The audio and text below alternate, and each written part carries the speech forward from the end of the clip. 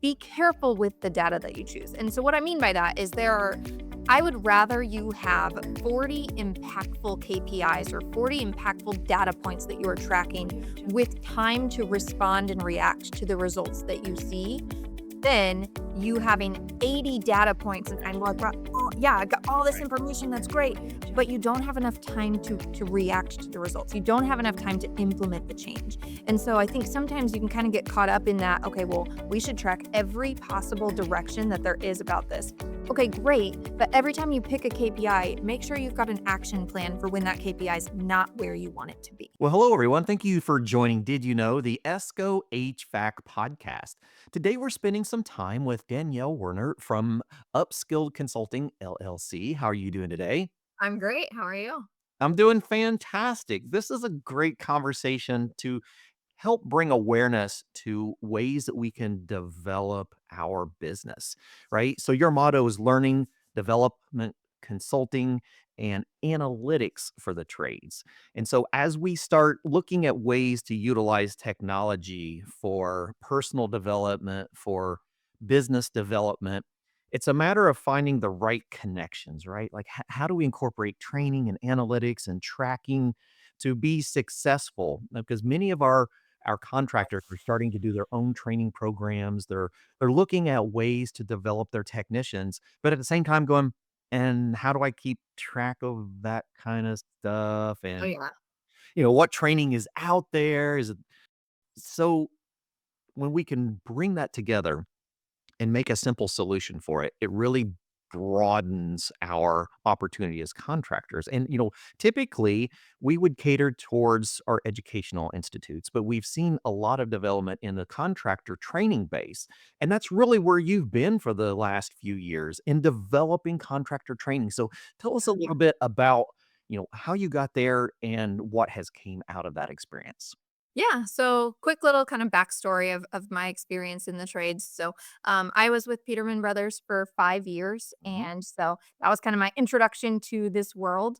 And started there as an executive assistant and quickly transitioned to kind of helping launch their learning and development department. So, we created our Top Tech Academy there, which the goal was bringing in new talent. We wanted to grow our own people, Sure. specifically technicians. There's not enough technicians out there, right? So our focus was how do we train new people to come into our industry and be successful at it? And so I did that for a few years.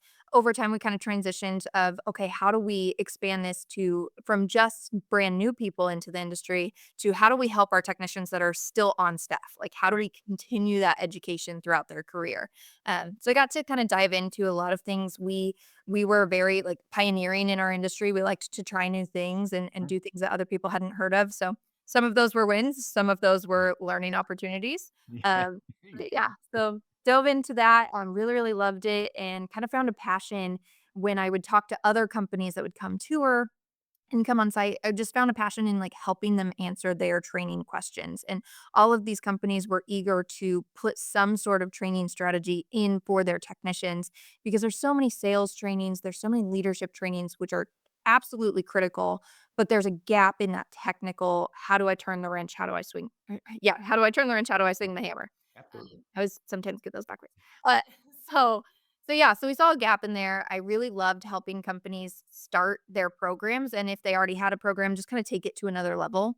And so I went to Chad and was like, "Hey, this is man to man. This is what I think I want to do, and I would find a little bit more impact and purpose in what I'm doing every day if I did this full time."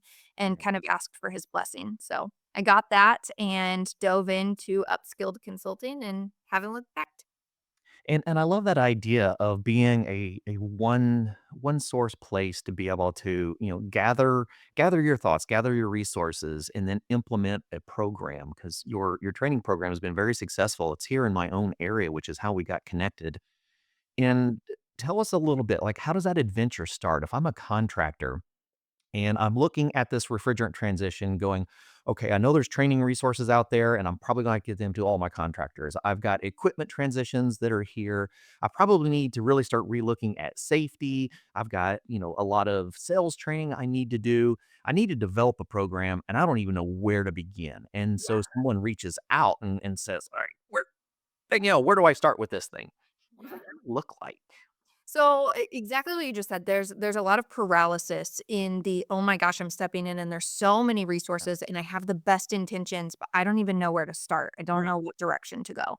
And so at least specifically with Upskilled, we kind of focus it into almost three different buckets. So we've got those that are wanting to start a brand new academy, like they want their own internal program. We Mhm. will help you kind of figure out all of those thousands of questions that you need to answer and what do skill assessments look like, what tools do they need, where are they going to train, what's a lab look like. We kind of assist in all of that.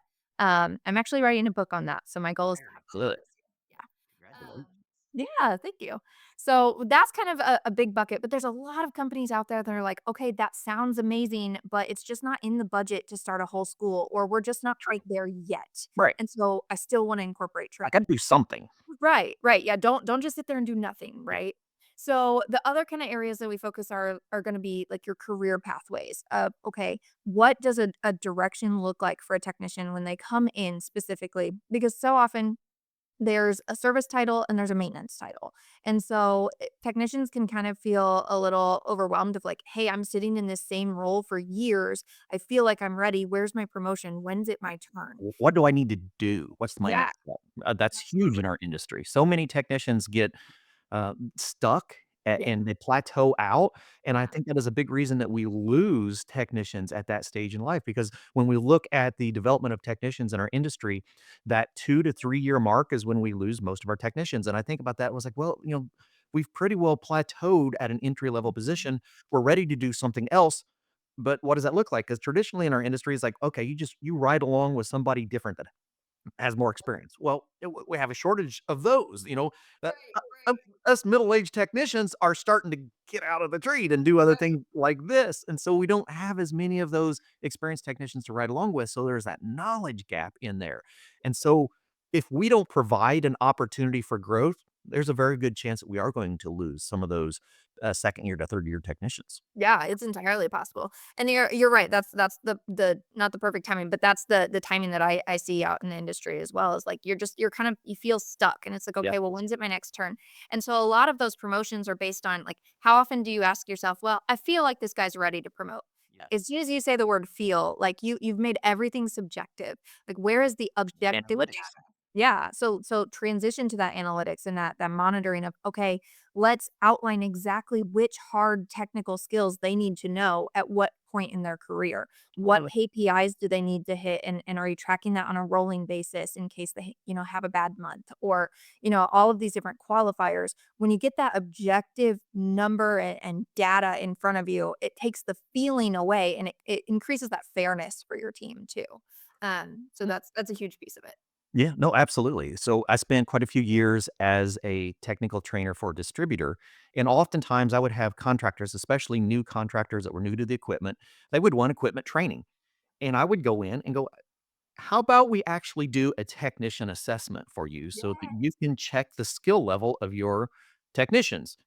And it was very interesting because many times it was the more experienced technicians that were afraid of that. They didn't want to be checked. And I would have to encourage them that it's not about finding out what you know.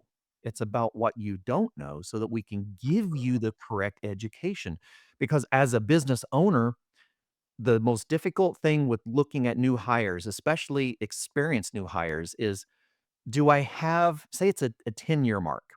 Yeah. This person applying has 10 years of experience. Do they have 10 years of educated experience Good experience. where they learn new things every year, they had continuing education, or have they been doing the same bad habits for 10 years in a row? Yeah.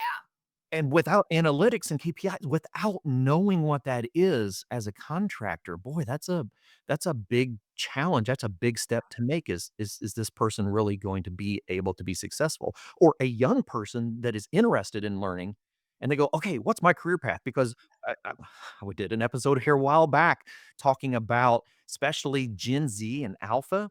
They Yeah. want career paths, and if you don't give a Absolutely. career path, you're probably going to lose them to somebody that does. Yeah. They wanna know the direction, and that's what's gonna help kind of can let you decide of like, okay, you don't have to hold their hand through all of it. And so many companies are like, oh my gosh, I'm overwhelmed. Like, how much more work is that going to be for me? Well, yeah, there's the work up front when we build it. Hopefully, people like me and other companies will help be that resource for you. But outside of that, like you lead a horse to water, you can't make it drink, right? You're gonna find out who your hungry people are because they're gonna be the ones that are like, give me every certification after my name that I can. Sign me up for these trainings. Oh, I know that I went to this job yesterday and I didn't really like, I've never really seen that before. Can you bring me into the lab for a training next week if we're slow?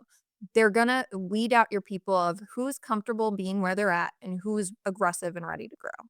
Yeah. We look at just simple things like pay analysis and bonus Mhm. incentives. As a contractor, how do I establish that? Is it based on tenure? Well, I don't know because I could have someone that's only been here for 2 years and they're hungry for that Yeah. knowledge and they're excelling and they're doing great. And I could have someone that's been here for 10 years and they're just kind of loafing around. Well, Mhm. who deserves a higher incentive? Yeah. If we give it to the less experienced technician, your more experienced technicians are really gonna quarrel over that, and they're gonna say, "Well, why? Why are you giving this person, a bigger bonus than I am?" And if you've got some data that can Yeah. correlate to that, you've got analytics going, "Well, here's your trend. Here's the trainings that were offered you that you didn't take, Mhm. and here is this person that had the same opportunity, and they decided to take those opportunities to be Yeah. able to advance their career. It allows so much more opportunity for not just the contractor, the business owner, but as that technician who's wanting to do something with their career, Yeah. out sets them up with opportunities and Uh, paths. and data's gonna be your best friend in all this, and, like, I do like to caution that I've been having this conversation a lot recently, is, like, be careful with the data that you choose, and so what I mean by that is I would rather you have 40 impactful KPIs or 40 impactful data points that you are tracking with time to respond and react to the results that you see then you having 80 data points and saying, "Well, yeah, I got all this Right. information, that's great," but you don't have enough time to react to the results. You don't have enough time to implement the change. And so I think sometimes you can kind of get caught up in that, okay, well, we should track every possible direction that there is about this. Okay, great. But every time you pick a KPI, make sure you've got an action plan for when that KPI is not where you want it to be. There you go. Yeah. I mean, I look at the take like service calls, right? So I built my training from a distributor level. I built my training based around KPIs of service calls that we've got, technical support calls. And so if I had abundance of technical support calls about this particular model of equipment, well, guess what? I was building a training upon that particular model of equipment. And so same way from a training department for a contractor. If I'm looking at callbacks, right? That is one of the number one concerns of a contractor because that's lost revenue for every callback. If I can utilize those callback information and incorporate those KPIs back into my training, we've taken a whole lot of the guesswork out of what do I bring to my training program because now we have analytics that proves it. Yeah. Yeah, and I like to kind of point out too of like things like department meetings. Say you have a Yeah. weekly department meeting. If you're not utilizing those to the fullest potential, you're wasting money. So if you do Mhm. an average of like say you have 10 technicians, okay, you pay them just I don't know, blanket $20 an hour. If Right. you do a weekly department meeting, you're paying out $13,000 a year just in hourly wage for your team to be there, your Yeah. leader to be facilitating. So you're investing all this money already. So that's an easy kind of little snippet to look at of like, okay, let's track data on my department meetings. What topics are we teaching? What retention are they getting? And so many department meetings, from what I've seen, are just shotgunning. And so it's like every week we're gonna talk about a new topic and hope something sticks. What'd you learn, right? That's And it doesn't great. work like that. It Mhm. doesn't. Learners don't stick like that. And so I work with people a lot in like, let's really develop your department meetings. Let's take a monthly focus. Utilize your resources like your vendors. So many vendors and distributors offer free trainings for your team. And Absolutely. people are like, well, okay, they come in and they pitch sales for an hour and then my team doesn't learn anything. okay, well, how are you that vendor training is just a piece of the learning, right? Like that you can't lean on that to be the answer and then expect your guys to come out and start selling millions of dollars of what they just learned on. It doesn't that's not how it works. So we work with like really analyzing that data. Okay, what's the before sales before your vendor comes in? What's the after sales in a month's time span? You're looking at before and after revenues. Let's say, okay, this vendor comes in, they do the training. Next week, guys, we're going to do a retention quiz. Like next week, we're going to bring that same topic back. Stop jumping from topic to topic to topic and really put a focus on your skills that you're learning at a time and reach all of the different levels of learning styles and things like that. So there's so Right. many KPIs that are more than just recall is huge. Recall rate is Yep. absolutely the number one that I track. But there's so many more past that that are more than just your revenue, your average ticket, things like that. Those are business KPIs, critical information to have. There's a ton of data that you can do in training and learning too. Man, I'm starting to think I need to utilize the software for my own Really, training there's so calendar, many or did you know? so many Am I just saying things over and over and over? Is anyone actually picking up on it? Is it right. worthwhile? Is it selling products? Because Yeah. it's really what it comes down to is, managing time and using Mhm. software to manage time efficiently. We are all Absolutely. struggling as technicians, as educators, as contractors. We're all struggling with change because there's so much of it in a short period of time. Let's make sure we don't forget that a lot of this change has been driven by technology. So Yeah. make sure we're utilizing the technology that is available to us to get back as much of that time Yeah. as we possibly can. And I completely see the Absolutely. significance in this. Yeah. Yeah, I like to utilize technology in formats of like so those technical analysis. Like let's stop doing pen and paper quizzes. Let's create digital quizzes. Let's All create right. digital assessments where you just are clicking buttons, it spits out your score and then you've got your data. You don't have to grade it by hand and then put the answers in Excel so you have, data to look at down the road.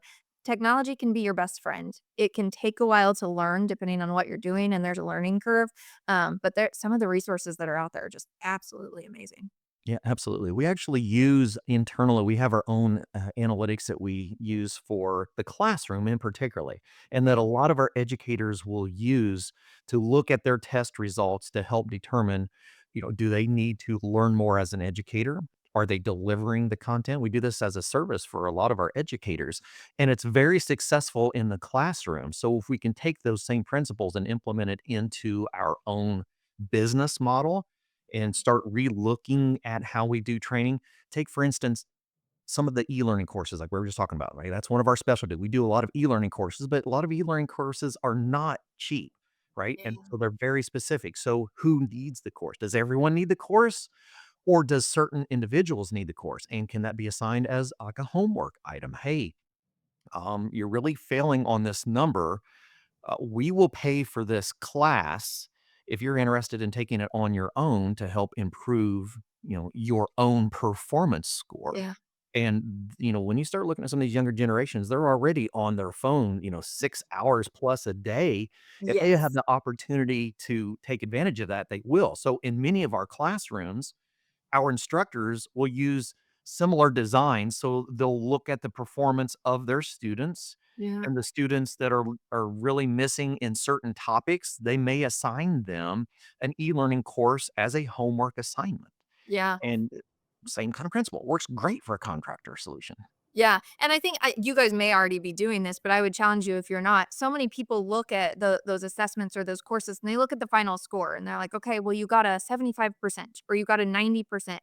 And especially when your quizzes and your content have more than 2 questions, if Right. you're looking at kind of a larger final exam, if you will, or something, when you can analyze the results. Okay, say you have 10 team members, and they all take the same quiz.